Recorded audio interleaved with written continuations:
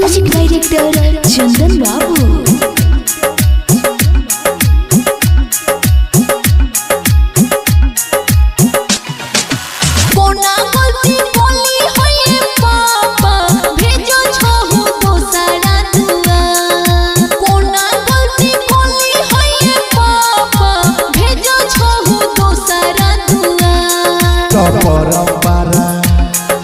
परंपरा छीकल के बेटी जाए पर तो दूसरा दुआर।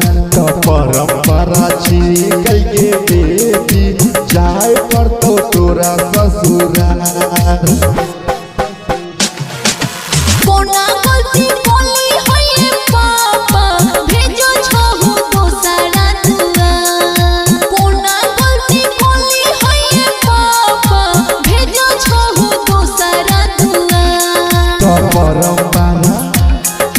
परंपरा छीकल के बेटी जाए पर तो दूसरा दुआर। तो परंपरा छीकल के बेटी जाए पर तो तोरा ससुरार।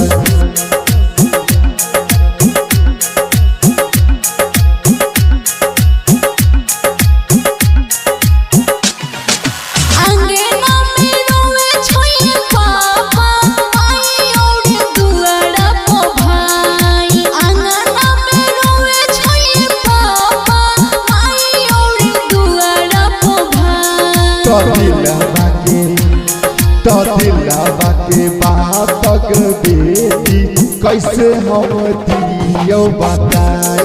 तो दिलवा के बातक बेटी दियो हम कैसे बताए।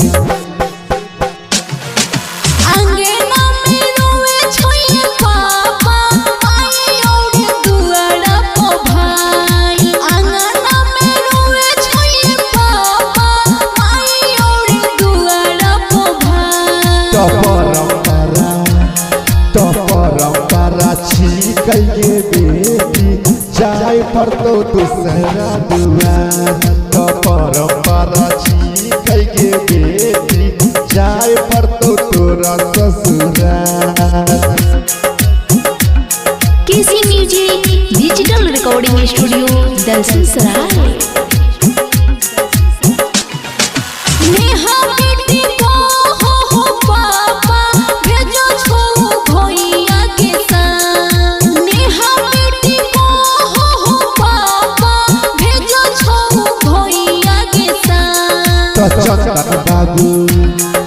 चंदन बाबू भरतोगे मगिया ले जतो तोरा ससुरार।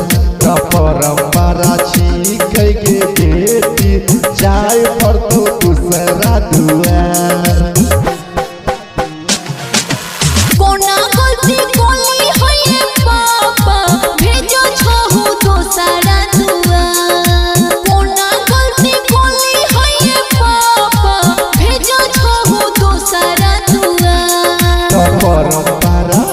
परंपरा छीकल के बेटी जाए पर तो दूसरा दुआर।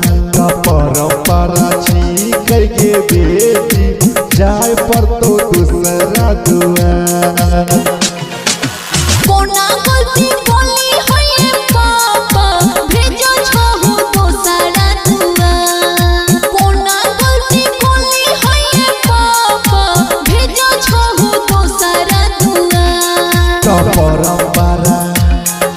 परंपरा छीकल के बेटी जाए पर तो दूसरा दुआर। तो परंपरा छीकल के बेटी जाए पर तो तोरा ससुरार।